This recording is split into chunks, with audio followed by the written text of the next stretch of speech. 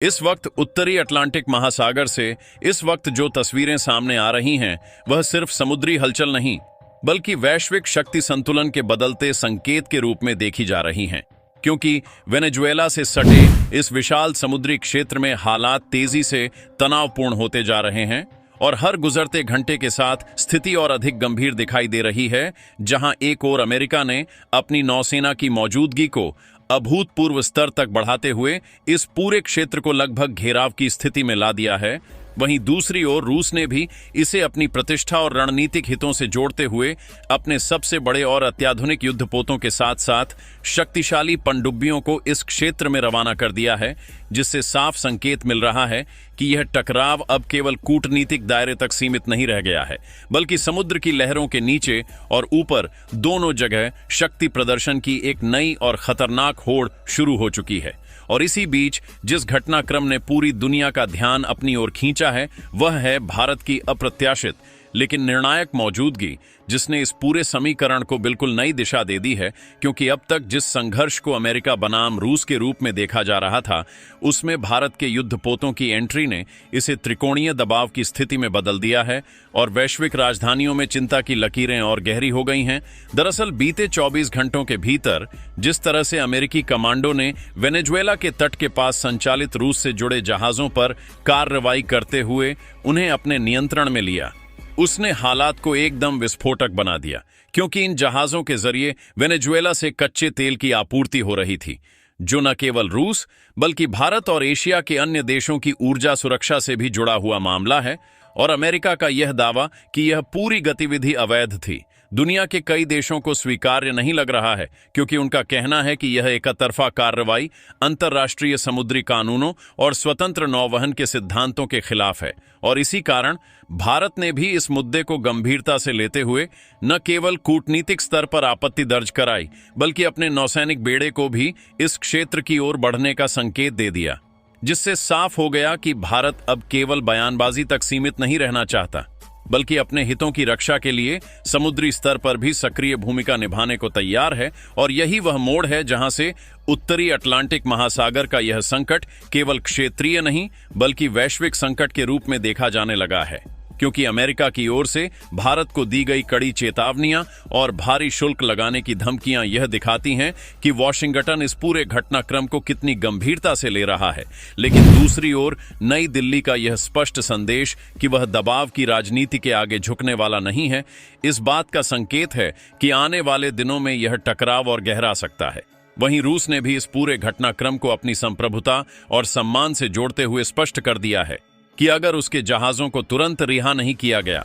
तो वह इसे शत्रुतापूर्ण कार्रवाई मानेगा और इसके परिणाम बहुत दूर तक जा सकते हैं। और इसी बीच उत्तर कोरिया की तरफ से आई तीखी प्रतिक्रिया ने इस संकट को और भी खतरनाक बना दिया है। क्योंकि जब किसी भी वैश्विक तनाव में इतने सारे सैन्य रूप से शक्तिशाली देश एक साथ सक्रिय हो जाते हैं, तो आशंकाएं स्वाभाविक रूप से बढ़ जाती हैं। और अब उत्तरी अटलांटिक महासागर का यह क्षेत्र केवल समुद्र नहीं बल्कि एक चलता फिरता सैन्य अड्डा बन चुका है, जहां अमेरिकी विमान वाहक पोत, रूसी युद्धपोत, भारतीय नौसैनिक जहाज और अन्य देशों की निगरानी इकाइयां एक दूसरे के बेहद करीब मौजूद हैं और हर छोटी गतिविधि पर पैनी नजर रखी जा रही है। क्योंकि एक छोटी सी चूक भी बड़े टकराव का कारण बन सकती है। और इसी तनावपूर्ण माहौल में वेनेजुएला का मुद्दा भी फिर से केंद्र में आ गया है, जहां वर्षों से चले आ रहे प्रतिबंधों और आर्थिक दबावों के बीच यह देश अपनी ऊर्जा संपदा के जरिए जीवित रहने की कोशिश कर रहा है। और अमेरिका की कार्रवाई को कई देश इस प्रयास को कुचलने के रूप में देख रहे हैं, जबकि अमेरिका इसे कानून व्यवस्था लागू करने की कार्रवाई बता रहा है। लेकिन सच्चाई यह है कि इस पूरे घटनाक्रम ने वैश्विक ऊर्जा आपूर्ति श्रृंखला को लेकर भी गंभीर सवाल खड़े कर दिए हैं। क्योंकि अगर यह टकराव लंबा चला तो इसका असर केवल समुद्र तक सीमित नहीं रहेगा, बल्कि दुनिया भर के बाजारों और आम लोगों की जिंदगी पर भी पड़ेगा। और यही वजह है कि संयुक्त राष्ट्र समेत कई अंतर्राष्ट्रीय मंचों पर इस मुद्दे पर गहन चर्चा शुरू हो चुकी है। लेकिन फिलहाल समुद्र में मौजूद युद्धपोतों की संख्या और उनकी तैनाती यह बता रही है कि जमीन पर होने वाली कूटनीतिक बातचीत से पहले समुद्र में शक्ति संतुलन की लड़ाई चल रही है। और भारत की मौजूदगी ने इस लड़ाई को और अधिक जटिल बना दिया है। क्योंकि भारत एक ऐसा देश है जिसके रूस के साथ पारंपरिक संबंध भी हैं और अमेरिका के साथ रणनीतिक साझेदारी भी, और ऐसे में उसका हर कदम दोनों पक्षों के लिए बेहद मायने रखता है। और शायद यही वजह है कि पूरी दुनिया की निगाहें इस वक्त नई दिल्ली पर टिकी हुई हैं कि वह आगे क्या रुख अपनाता है, क्योंकि उत्तरी अटलांटिक महासागर में चल रहा यह हाई वोल्टेज तनाव केवल युद्धपोतों की तैनाती का मामला नहीं है, बल्कि यह उस नए विश्व व्यवस्था की झलक है जिसमें पुराने समीकरण टूट रहे हैं और नए गठजोड़ बन रहे हैं। और इस पूरे घटनाक्रम में जो बात सबसे ज्यादा साफ होकर सामने आ रही है वह यह है कि समुद्र अब केवल व्यापार के रास्ते नहीं रहे, बल्कि वे वैश्विक राजनीति के सबसे संवेदनशील और निर्णायक मोर्चे बन चुके हैं, जहां लिया गया हर फैसला आने वाले समय की दिशा तय कर सकता है। और जैसे जैसे समय आगे बढ़ रहा है वैसे वैसे यह सवाल और भी गहराता जा रहा है कि क्या यह संकट कूटनीति के जरिए सुलझेगा या फिर इतिहास एक बार फिर समुद्र की लहरों के बीच किसी बड़े टकराव का गवाह बनेगा। इसी बीच जैसे जैसे रात गहराती जा रही है वैसे वैसे उत्तरी अटलांटिक महासागर में हलचल और भी तेज होती जा रही है, क्योंकि सैन्य रडारों पर लगातार नई गतिविधियां दर्ज की जा रही हैं और हर देश अपनी स्थिति को मजबूत करने में जुटा हुआ है। अमेरिकी नौसेना ने अपने निगरानी विमानों और ड्रोन की उड़ानों को बढ़ा दिया है ताकि रूस और भारत के युद्धपोतों की हर हरकत पर नजर रखी जा सके। वहीं रूसी नौसेना भी अपने संचार नेटवर्क को पूरी तरह सक्रिय कर चुकी है और उसके युद्धपोत एक संगठित रणनीति के तहत आगे बढ़ते दिखाई दे रहे हैं। इस बीच भारत के नौसैनिक बेड़े की मौजूदगी ने समुद्र में एक अलग ही संदेश दे दिया है, क्योंकि भारतीय जहाज न तो आक्रामक मुद्रा में हैं और न ही पूरी तरह निष्क्रिय, बल्कि वे स्पष्ट रूप से यह दर्शा रहे हैं कि भारत इस पूरे क्षेत्र में अपने हितों और अंतर्राष्ट्रीय समुद्री कानूनों की रक्षा के लिए मौजूद है। और यही संतुलित लेकिन मजबूत रुख इस पूरे संकट में भारत की भूमिका को अलग पहचान दे रहा है। दूसरी तरफ कूटनीतिक स्तर पर भी सरगर्मियां तेज हो चुकी हैं, क्योंकि कई यूरोपीय देशों ने पर्दे के पीछे अमेरिका और रूस दोनों से बातचीत शुरू कर दी है ताकि हालात को नियंत्रण में रखा जा सके। लेकिन समस्या यह है कि अब यह संकट केवल दो देशों के बीच का नहीं रहा, बल्कि इसमें ऊर्जा सुरक्षा, व्यापार मार्ग और वैश्विक राजनीति के कई आयाम जुड़ चुके हैं। भारत की ओर से यह संकेत दिया गया है कि अगर वेनेजुएला से आने वाले कच्चे तेल की आपूर्ति बाधित होती है तो इसका असर केवल एक देश पर नहीं बल्कि कई विकासशील अर्थव्यवस्थाओं पर पड़ेगा। और इसी तर्क के साथ भारत ने अंतर्राष्ट्रीय मंचों पर यह मुद्दा उठाना शुरू कर दिया है, जिससे अमेरिका पर नैतिक दबाव भी बढ़ता हुआ दिखाई दे रहा है। समुद्र के भीतर की गतिविधियों की बात करें तो पनडुब्बियों की मौजूदगी ने इस तनाव को और भी संवेदनशील बना दिया है, क्योंकि पनडुब्बी युद्ध हमेशा से ही सबसे खतरनाक और अनिश्चित माना जाता रहा है और उत्तरी अटलांटिक महासागर में इस वक्त कई देशों की पनडुब्बियां सक्रिय बताई जा रही हैं, जिससे किसी भी गलतफहमी की गुंजाइश बेहद खतरनाक साबित हो सकती है। सैन्य विशेषज्ञों का कहना है कि इस तरह की स्थिति में सबसे बड़ी चुनौती यह होती है कि कैसे बिना किसी उकसावे के अपनी ताकत का प्रदर्शन किया जाए, और भारत की रणनीति फिलहाल इसी संतुलन पर आधारित नजर आ रही है,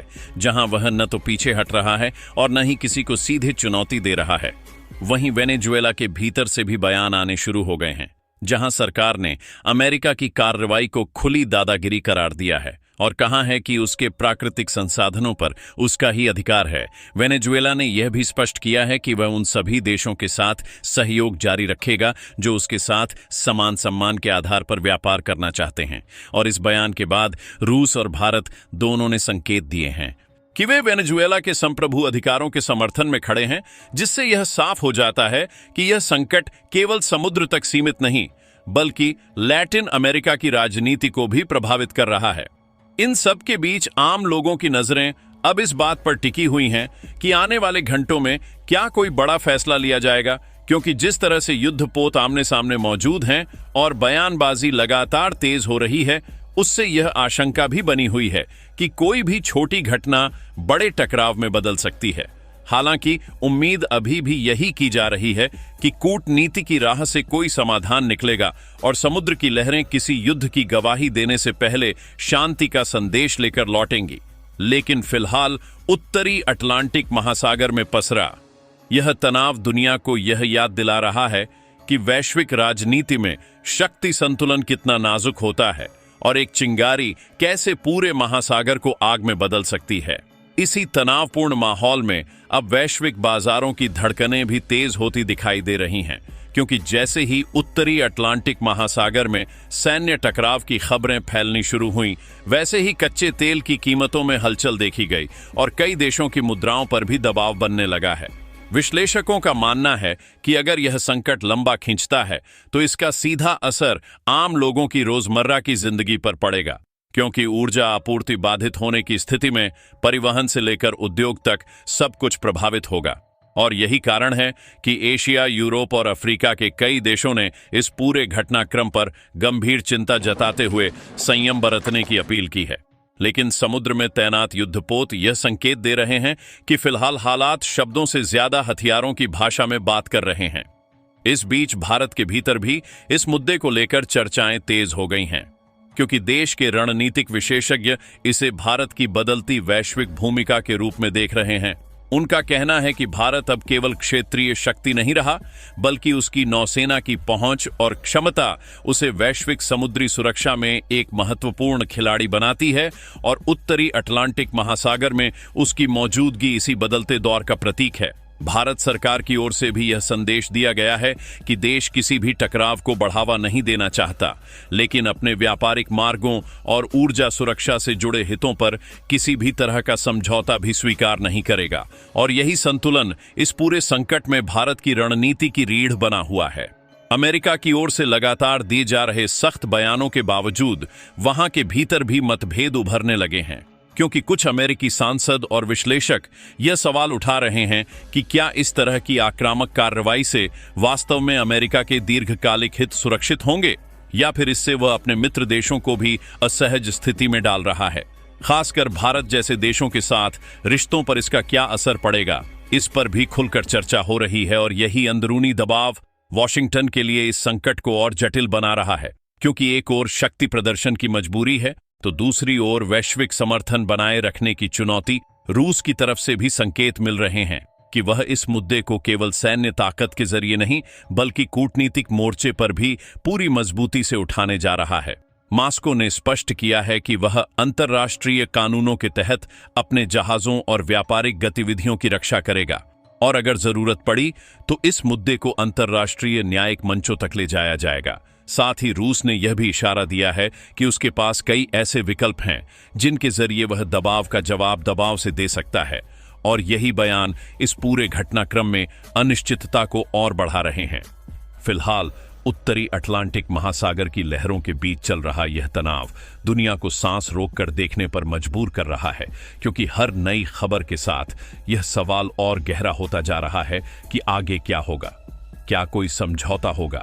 या फिर शक्ति संतुलन की यह रस्साकशी किसी बड़े टकराव की ओर बढ़ेगी। और जब तक इसका जवाब सामने नहीं आता, तब तक यह महासागर केवल पानी का विस्तार नहीं, बल्कि वैश्विक राजनीति का सबसे संवेदनशील रंगमंच बना रहेगा, जहां लिया गया हर फैसला आने वाले वर्षों की दिशा तय कर सकता है। इसी क्रम में अब अंतर्राष्ट्रीय खुफिया एजेंसियों की गतिविधियां भी तेज होती दिखाई दे रही हैं, क्योंकि उत्तरी अटलांटिक महासागर में मौजूद हर युद्धपोत, हर पनडुब्बी और हर निगरानी विमान पर बारीकी से नजर रखी जा रही है। सूत्रों के अनुसार कई देशों ने अपने विशेष निगरानी तंत्र सक्रिय कर दिए हैं, ताकि किसी भी अप्रत्याशित कदम की पूर्व जानकारी मिल सके। और यही वजह है कि समुद्र के ऊपर और नीचे दोनों ही स्तरों पर एक अदृश्य लेकिन बेहद गंभीर खुफिया जंग भी समानांतर रूप से चल रही है। विशेषज्ञ मानते हैं कि इस तरह की स्थिति में गलत सूचना या अधूरी जानकारी सबसे बड़ा खतरा बन सकती है, क्योंकि किसी एक गलत आकलन से हालात बेकाबू हो सकते हैं। और यही डर इस वक्त वैश्विक राजधानियों में साफ महसूस किया जा रहा है। उधर भारत की भूमिका को लेकर अंतर्राष्ट्रीय मीडिया में लगातार चर्चा हो रही है, और कई विश्लेषक ये मान रहे हैं कि भारत ने इस पूरे घटनाक्रम में खुद को एक जिम्मेदार लेकिन सशक्त शक्ति के रूप में पेश किया है। भारत के युद्धपोतों की तैनाती को न तो सीधी चुनौती के रूप में देखा जा रहा है और न ही किसी पक्ष के प्रति अंध समर्थन के तौर पर, बल्कि इसे अंतर्राष्ट्रीय समुद्री संतुलन बनाए रखने की कोशिश के रूप में समझा जा रहा है। और यही कारण है कि कई विकासशील देश भारत के रुख को ध्यान से देख रहे हैं, क्योंकि उनके लिए भी यह सवाल अहम है कि वैश्विक दबावों के बीच अपने हितों की रक्षा कैसे की जाए। इसी बीच संयुक्त राष्ट्र के गलियारों में भी हलचल तेज हो चुकी है, जहां आपात बैठकों का दौर शुरू हो गया है और कई देशों ने बंद दरवाजों के पीछे इस संकट को ठंडा करने के विकल्पों पर चर्चा तेज कर दी है। सूत्रों के मुताबिक कुछ देश मध्यस्थ की भूमिका निभाने की कोशिश कर रहे हैं ताकि समुद्र में तैनात सैन्य ताकतों के बीच संवाद का कोई सुरक्षित रास्ता निकाला जा सके। दोस्तों, इस पर अपनी राय कमेंट बॉक्स में जरूर बताएं। इसी तरह की और भी नॉलेजेबल वीडियो देखने के लिए हमारे चैनल TND न्यूज को सब्सक्राइब जरूर कीजिएगा। धन्यवाद।